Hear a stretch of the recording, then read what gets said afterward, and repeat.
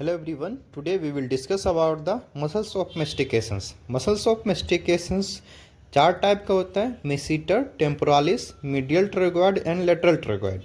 ठीक है, ये चारों बहुत ही इंपॉर्टेंट है.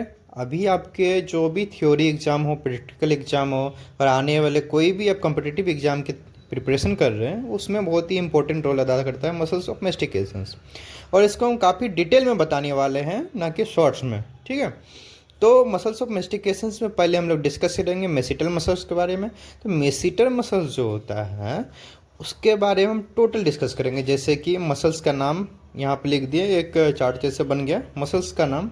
ठीक है, origin, insertion, nerve supply, actions. तो मेसिटर मसल्स का ओरिजिन जो होता है इसको तीन टाइप में डिवाइड किए हैं. पहला सुपरफिशियल लेयर, मिडिल लेयर और डीप लेयर.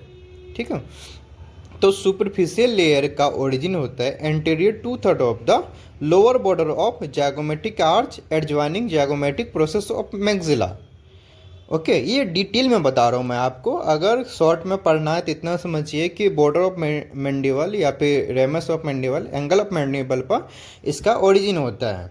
किसका? तो मेसिटर मसल्स का. ओके, एंड सुपरफिशियल लेयर का इंसर्शन कहाँ होगा?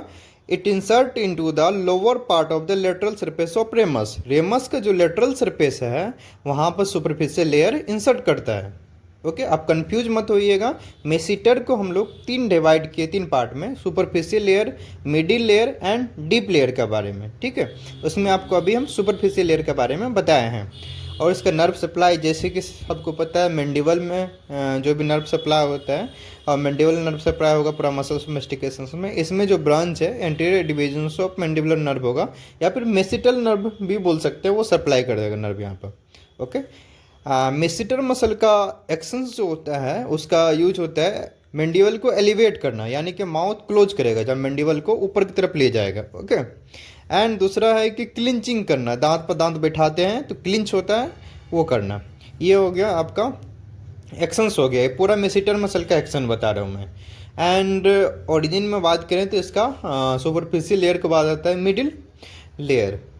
Middle layer it arise from anterior 2/3 of the deep surface and posterior 1/3 of the lower border of zygomatic arch. Okay, and it insert into the middle part of the ramus.